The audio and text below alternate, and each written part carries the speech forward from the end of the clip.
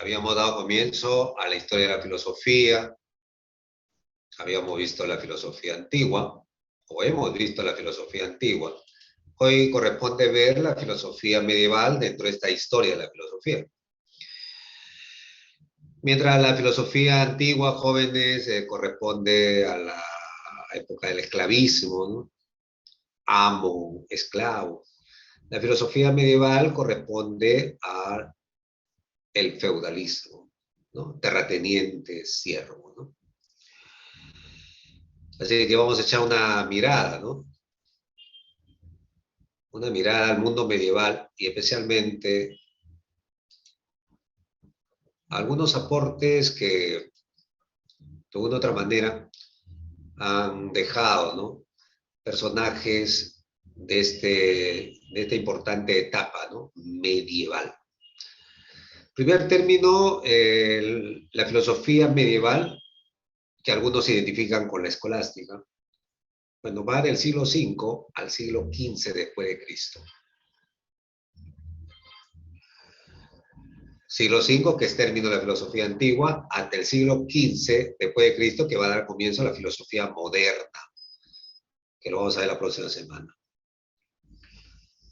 Pero, como le dije en la clase anterior, en el transcurso de la filosofía clásica o antigua, se desarrolló la patrística, que va del siglo I al siglo VIII. Pero como va más allá del siglo V, o sea, llega hasta el VIII, entonces hemos considerado tratarlo obviamente en esta semana, ¿no? O la filosofía medieval.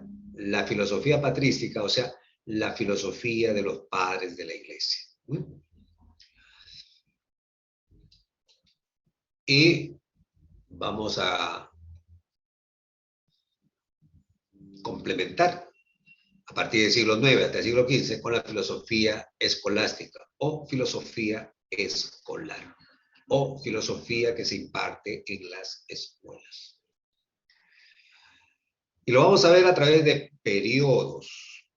Periodos. Por ejemplo, la patrística tiene usted, vamos a ver la primera, la alta y la baja patrística. Quizás no lo tenga así en el documento que está leyendo, pero le sugiero que tenga en cuenta esta diapositiva. Para que así usted se vaya ubicando a los personajes y vaya ubicando obviamente también lo que dijeron esos personajes. Por ejemplo, acá podría salir una pregunta, ¿no? ¿Es representante de la alta patrística? ¿Se da cuenta? Por dar un ejemplo. Entonces, hay que tener en cuenta ello. Bueno, ¿y quién es ese representante de la alta patrística? Ya lo va a conocer. La filosofía escolástica también lo vamos a ver a través de esos similares periodos, pero tiene ahí una pre-escolástica. Una primera o temprana escolástica también se dice, ¿eh? Por si acaso. Primera o temprana. Alta escolástica, o también conocida como gran escolástica. Y tiene usted escolástica baja o tardía. Ahí también vamos a encontrar a importantes representantes, también algunos problemas que se abordaron la filosofía escolástica.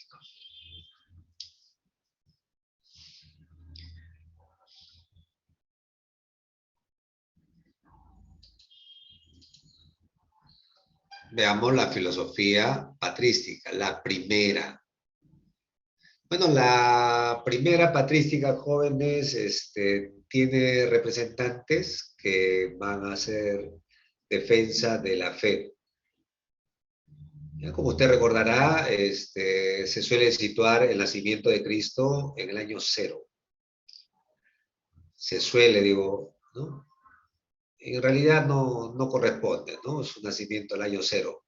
Pero se suele hacer eso para indicar antes de Cristo y después de Cristo. Bueno, pues ya usted conoce, Cristo considerado el Hijo de Dios, en tanto puso en jaque, ¿no?, al Imperio Romano, a los judíos con su predicamento, fue sancionado, bueno, con la muerte. Bueno, al tercer día, según la versión cristiana, resucitó y bueno, y dijo que iba a retornar, ¿no? En esa espera de retorno es que aparecen estos personajes, ¿no? Considerados padres de la iglesia, ¿no? Y que, como hemos dicho, hacen defensa de la fe contra la razón. Pero no solamente eso, sino también luchan contra un conocimiento que aparece y dice ser superior a la fe. Me refiero a la gnosis. Gnosis, con G, gnosis. Veamos.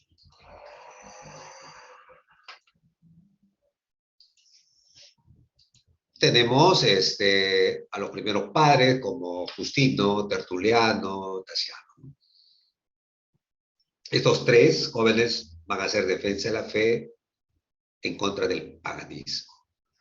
Mientras que Clemente y Orígenes van a ser los antinósticos, o sea, aquellos que van a hacer frente a la gnosis que, repito, surge y dice obviamente ser un conocimiento que permite la salvación del hombre. Conocimiento superior, por supuesto, a la fe. ¿Qué dice Justino en su defensa de la fe? Bueno, que este es superior a la razón. Incluso Justino señala, indica de que todo lo que saben los griegos se lo deben obviamente al cristianismo, ¿no? La fe entonces es superior a la razón. Tertuliano, por su parte, enfatiza extremadamente la fe, ¿no? Y desvalorizando la razón, dice lo siguiente, ¿no? Creo porque es absurdo.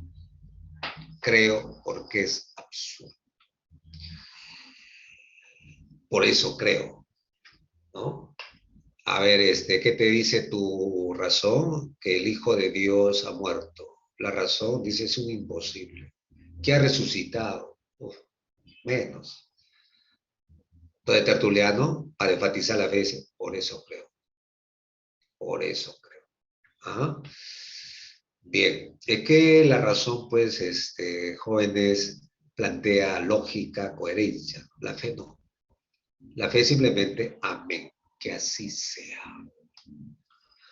Tal como lo señala la verdad revelada, ¿no? Y la verdad revelada te indica y te dice que obviamente Jesús fue sentenciado, fue crucificado y luego obviamente resucitó. Bueno, Tasiano, por su parte, dice que el cristianismo es la filosofía verdadera. Dando cuenta, pues, también, ¿no? La superioridad de la fe sobre la razón, sobre la razón. ¿Ah? Clemente, por su parte, habla de una gnosis cristiana, o sea, de un gnóstico cristiano. Y ve a este gnóstico cristiano, a diferencia del gnóstico no cristiano, ese que considera que basta obviamente con la gnosis para ser salvo, plantea que el gnóstico cristiano va a ser la conclusión, el coronamiento en la evolución obviamente del cristiano, ¿no? Pero este gnóstico, el cual obviamente va a tener saberes, estos va a ser producto de la fe, en este caso la teología, y de la filosofía, y de la razón. Entonces, se muestra contrario, ¿no? A que simplemente basta el conocimiento, ¿no? También es necesario la fe. Orígenes, por su parte, sostiene de que el mundo fue creado ex nihilo, o sea, fue creado a partir de la nada.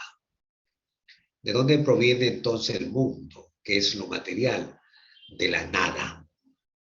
Ahora, si obviamente el mundo material proviene de la nada, En este caso proviene de Dios, ¿sí? Disculpen, proviene de Dios, porque antes no hubo nada y por lo tanto, al crear Dios el mundo, creó lo material, así lo material entonces proviene de Dios, o va en contra de la postura gnóstica, ¿no? Que señalaba de que lo material, ¿no? Es fuente del mal. Para Orígenes, en todo caso, dado que lo material proviene de Dios, lo material es bueno, no es lo malo. Ahí tiene entonces algunas ideas de los primeros padres de la iglesia en esta primera patrística, que más o menos se desenvuelve, jóvenes, entre el siglo I y siglo III, ¿no? Más o menos. Entre el siglo IV y V aparece entonces Aurelio Agustín, conocido también como San Agustín. Bueno, antes de continuar, jóvenes, el sonido de mi voz está llegando correctamente, ¿cierto o falso? Sí, profe, todo bien. Sí, profesor, está llegando bien. ¿Sí? Ok, ok. Gracias, gracias entonces. Gracias, gracias. Ok, continúo. Entonces, también conocido como San Agustín, ¿no?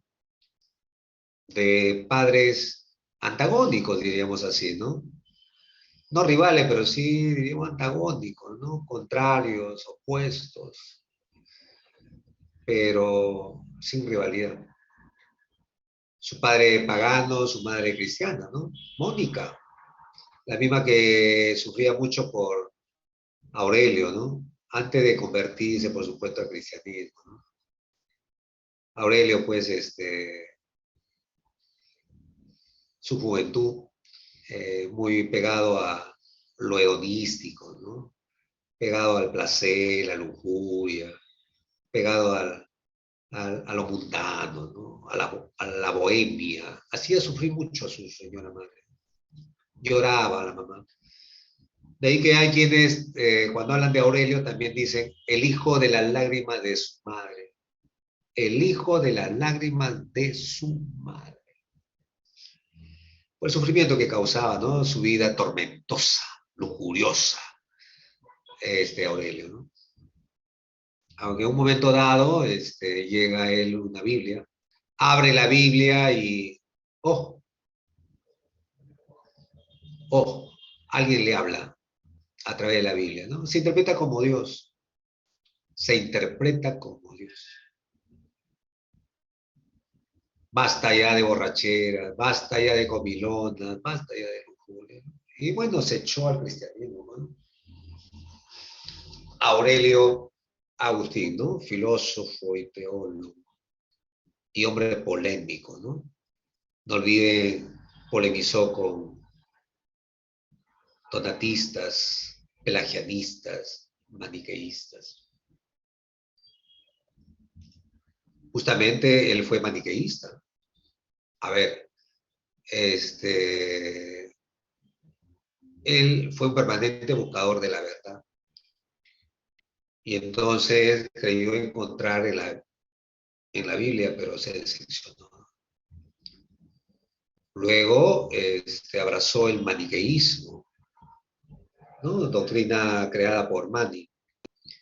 Una doctrina que plantea pues la lucha entre el bien y el mal, ¿no? Entre la luz y la oscuridad.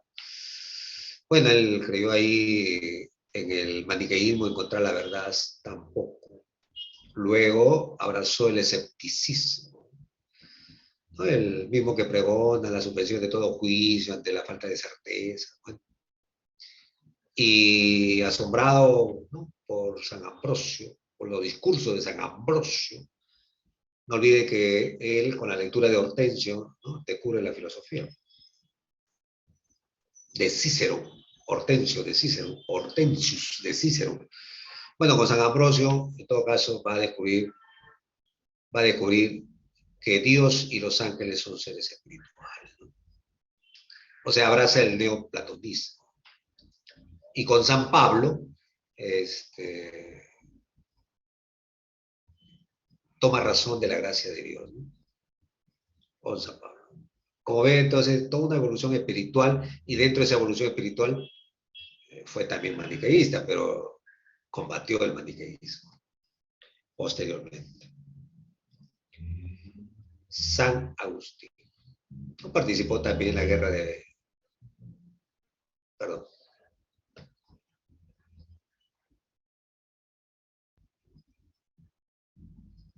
San Agustín. Algunas obras, confesiones, soliloquios, ¿no? Ciudad de Dios, ¿no? Algunas de sus principales obras. Bueno, ¿cuál es el pensamiento de Aurelio Agustín, el hijo de las lágrimas de su madre? Razón y fe. Al respecto, dice que están en mutua colaboración. Razón y fe no están separadas, sino colaboran mutuamente, ¿no? Pero la fe, dice Agustín, dirige a la razón, dirige al entendimiento. De ahí hay una expresión, ¿no? Si creéis, entonces vas a entendéis. ¿Ah? Si creéis, entonces vas a entendéis. ¿Ah? Pero también dice que la razón ayuda a comprender la fe, ¿no? Ayuda a comprender la fe. Entonces, en términos generales, para plantear esto de colaboración entre razón y fe, no olviden lo siguiente, ¿no? La siguiente fórmula. Entiendo para creer y creo para entender. Entiendo para creer y creo para entender. Que resume, ¿no? Esta colaboración de razón y fe. Y donde la fe, jóvenes, es superior a la razón. Al punto que la razón es sierva de la fe. En eso coincide con los primeros, pues, padres de la iglesia, ¿no? Es doctor de la iglesia también, Agustín. ¿Qué exige la razón? ¿Qué exige el entendimiento? La verdad. La verdad. Pero la verdad eterna, la verdad permanente, la verdad que no cambia, ¿estará en el mundo que rodea al hombre? No. Porque ahí en el mundo, que es el no ser, ¿recuerdan Parménides? Ser y no ser. ¿Qué es el no ser? Bueno, es un mundo que no ofrece pues lo eterno, lo permanente, lo necesario, lo inmutable. Y la verdad debe ser inmutable, necesaria, eterna, permanente. No, más bien está en uno mismo, está en el interior del alma. ¿Ah? No olvide que la filosofía de San Agustín, según obviamente San Agustín, busca, ¿no?, conocer al alma, o sea, el interior, pero también lo que está fuera del hombre, lo exterior, Dios. Su filosofía entonces busca conocer, ¿no?, al alma y a Dios. Entonces, la verdad está obviamente en el interior del alma. ¿Y cómo está ahí? Justamente por Dios, el ser eterno. ¿Cómo la puso? Por iluminación. Y por iluminación, entonces, que conocemos, pues, ¿no?,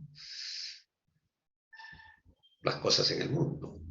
Por iluminación conocemos lo natural. Por iluminación conocemos la verdad revelada. Por iluminación. Por ejemplo, la verdad revelada lo conocemos por la iluminación de la gracia de Dios. La verdad, entonces, proviene de Dios, ¿no? Proviene de Dios. Dios, según San Agustín, crea el mundo a partir de la nada. Cuando crea el mundo aparece el tiempo, por lo tanto Dios está fuera del tiempo. De ahí que Él no se corrompe, ¿no?, cosa que sí ocurre con nosotros, ¿no? Y claro, ocurre con nosotros y ahora tiene otra explicación, por qué tiene que morir o por qué tenemos que morir, salvo obviamente que Entonces se considera un elegido y viva eternamente. Bueno, justamente por el tiempo, ¿no? Que nos corrompemos. Nada se crece, se reproduce igual.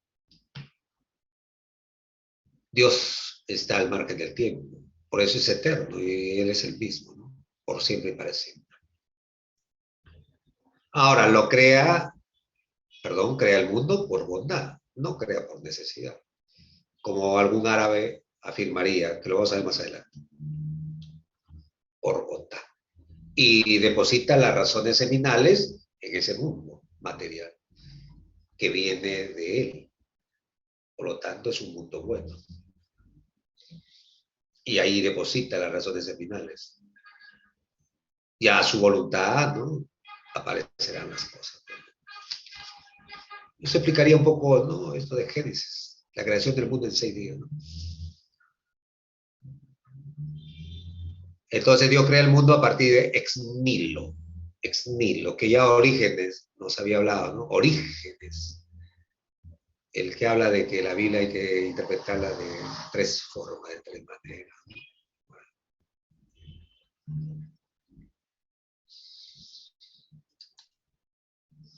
Y bueno, crea al hombre también, ¿no? Y siguiendo el pensamiento platónico, neoplatónico, entonces considera el hombre alma que se sirve de un cuerpo. ¿Recuerdan con Platón, neoplatonismo? El hombre es alma en un cuerpo.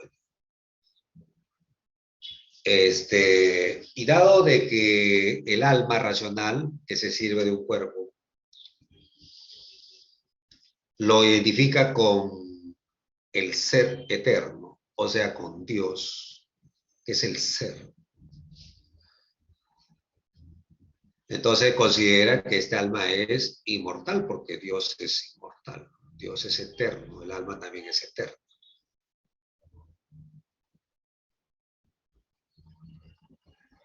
Y cuando trata de darnos a conocer el origen del alma, entonces duda, oscila entre creacionismo o traduccionismo, entre traduccionismo o creacionismo. Bueno, según algunas fuentes, toma partido por el traduccionismo, ¿no? Es decir, que el alma procede de nuestros primeros padres. No es creación de Dios. Si el hombre es querer, si el hombre es voluntad, ¿no?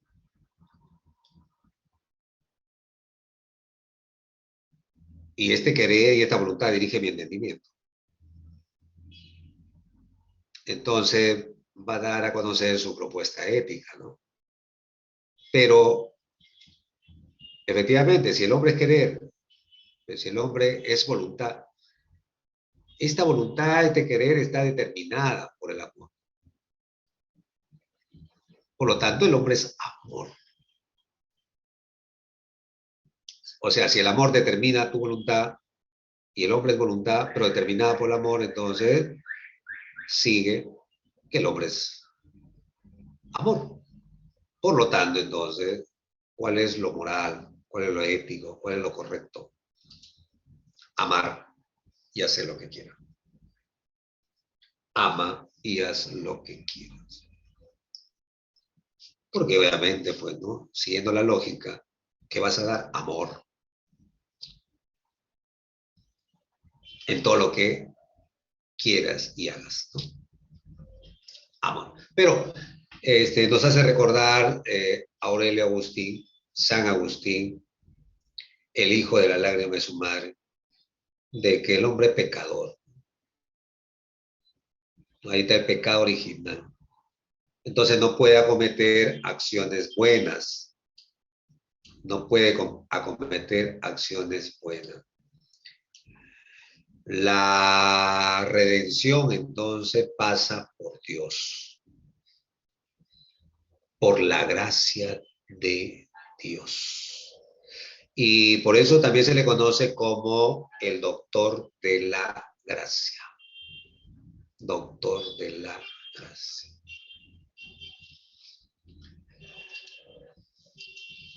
Y en cuanto la libertad, bueno, nos dice lo siguiente, ¿no? De que la acción mala, la acción equivocada, es por el libre albedrío.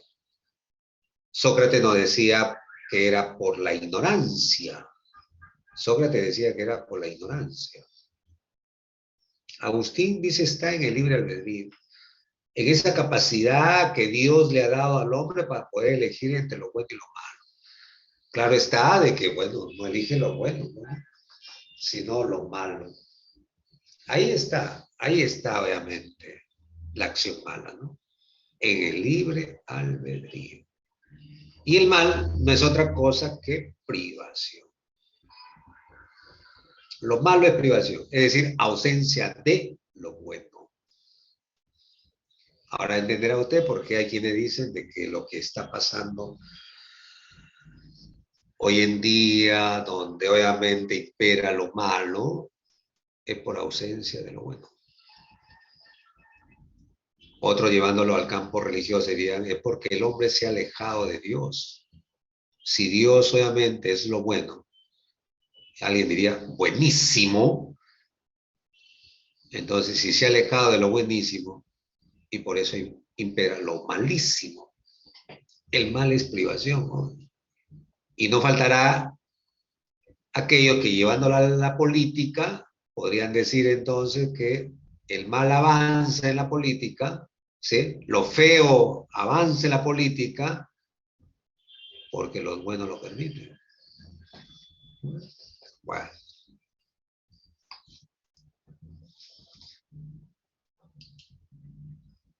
Y esto de lo bueno y lo malo, bueno, lo tenemos también en esta lucha de la ciudad terrenal y la ciudad celestial, ¿no? Tan semejante a esas dos ciudades que están en el cielo, aquí también, ¿no? La ciudad terrenal que está compuesta por hombres que piensan en sí mismos. Son hombres que, como tal, han dado la espalda a Dios. Son los que siguen a Caín. En cambio, la ciudad celestial es de aquellas personas que no piensan en sí mismos, sino piensan en Dios, aman a Dios, quieren a Dios. Y siguen obviamente a Abel. Bueno, al final, según San Agustín, en esa lucha triunfará pues obviamente la ciudad de Dios, ¿no? Será el momento del gobierno de los cristianos, ¿no? San Agustín. Si hubiera alguna consulta.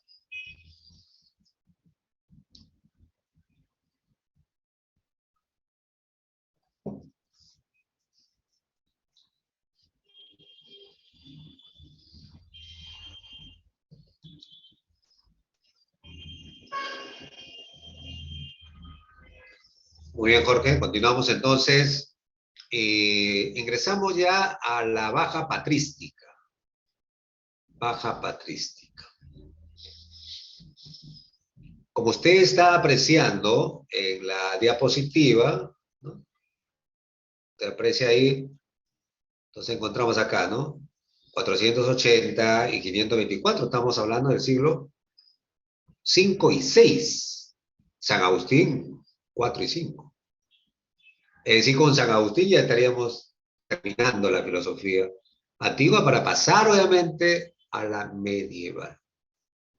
¿De acuerdo? Con San Agustín.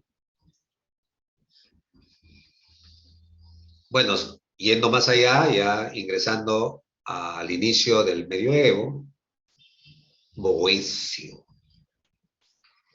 Boecio, ¿no? Algunos consideran el primer escolástico y el último romano. Pero con él no termina la patrística, estimados estudiantes.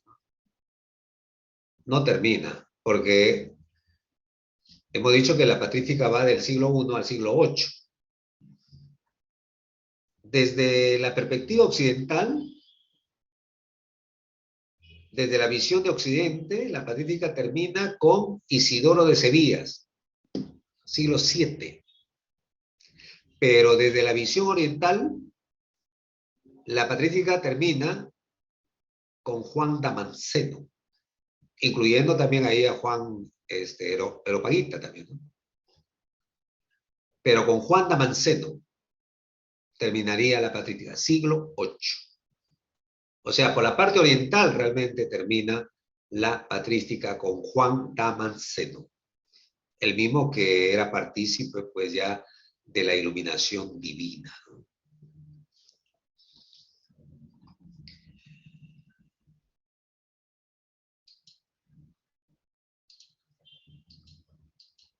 Algunas obras de Boecio, que con él ya aparece el tema de los universales, ¿no? Por si acaso, con Boecio. Por ejemplo, en Concepciones, nos dice algo interesante, ¿eh? En Concepciones. Nos dice si los bienes obviamente finitos lo son porque participan con Dios. O sea, ¿los bienes finitos son buenos porque participan con Dios o porque en esencia son buenos? Menuda pregunta en Concepciones. En Trinidad, dos cosas. La cognoscibilidad de la esencia divina, si es posible o no es posible conocer en esencia a Dios, y la relación entre ciencia y religión, unidas o separadas. En Trinidad. Y en su obra más conocida, ¿no? Incluso en el curso de lógica también lo mencionan, Consolación de la Filosofía. Y aquí dice algo interesante, dice, ¿no? Si Dios rige el mundo, entonces habrá castigo y virtud. O sea, el vicio será castigado y la virtud será premiada.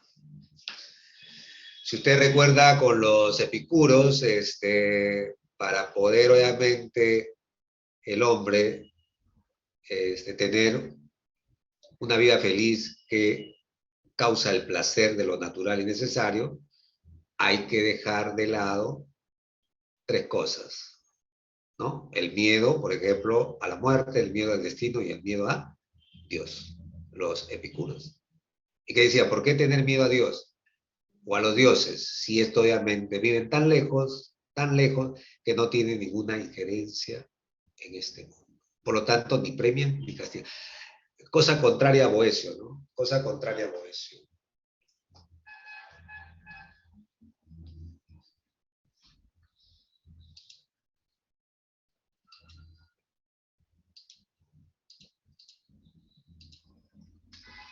Ingresamos a la escolástica. Ingresamos a la escolástica. Y también le dije que vamos a verlo a través de periodos.